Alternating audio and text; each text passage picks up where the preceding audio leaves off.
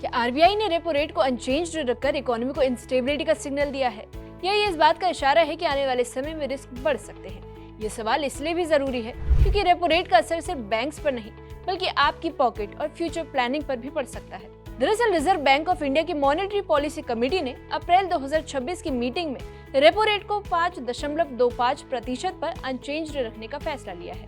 बता दें कि लगातार दूसरा मौका है जब आरबीआई ने अपने रेट्स में कोई बदलाव नहीं किया है।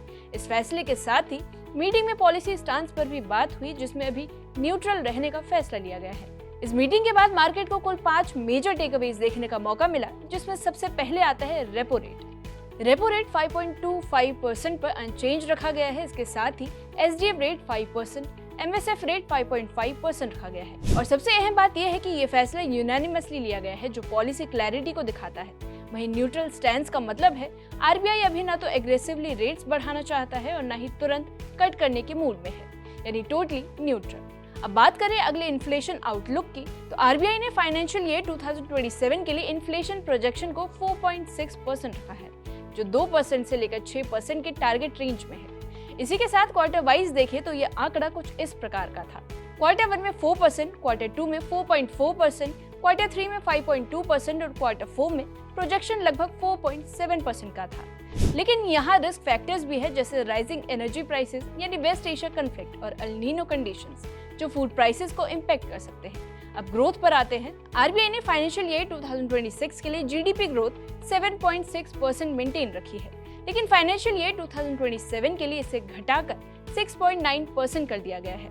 अगेन क्वार्टर वाइज डेटा की बात करें तो वो कुछ इस प्रकार था। क्वार्टर 1 में 6.8%, क्वार्टर 2 में 6.7%, क्वार्टर 3 में 7% और क्वार्टर 4 में फोरकास्ट लगभग 7.2% का रखा गया था। यानी इकोनॉमी अभी स्ट्रॉन्ग है, लेकिन आगे स्लो डाउन के संकेत दिख रहे हैं, जिसके पीछे कारण है global volatility. US Iran conflict और मेजर सप्लाई चेन में डिसरप्शंस टेकअवेज में नेक्स्ट आता है ease of doing business measures. दरअसल आरबीआई ने सिर्फ रेट्स पर नहीं बल्कि सिस्टम को एफिशिएंट बनाने पर भी फोकस किया है, जिसके तहत उन्होंने 3 मेजर स्टेप्स लिए हैं, जैसे बोर्ड प्रोसेसेस सिंप्लीफाई करना, 9000 प्लस रेगुलेशंस को 238 मास्टर डायरेक्शंस में कंसोलिडेट करना और एमएसएमईज के लिए टीआरईडीज ऑनबोर्डिंग को आसान बनाना, यानी कंप्लायंस कम और एफिशिएंसी ज्यादा। अब इस लिस्ट का last announcement money market reforms. अब आरबीआई मनी मार्केट में नॉन बैंक एंटिटीज को भी एंट्री देने पर एसडीपीज के बोरिंग लिमिट्स बढ़ाने पर विचार कर रहा है। इससे मार्केट में लिक्विडिटी और पार्टिसिपेशन दोनों बढ़ सकते हैं। तो आखिर में इंडिया की इकोनॉमी अभी स्ट्रॉन्ग बेस पर खड़ी है, लेकिन ग्लोबल शॉक का असर धीरे धीरे दिख रहा है। अब सबकी नजर इस बात पर टिकी है कि आने वाले महीनों में आरबीआई रेट कट करेगा या रिस्क बढ़ने पर पॉलिसी और ज्यादा टाइट होगी।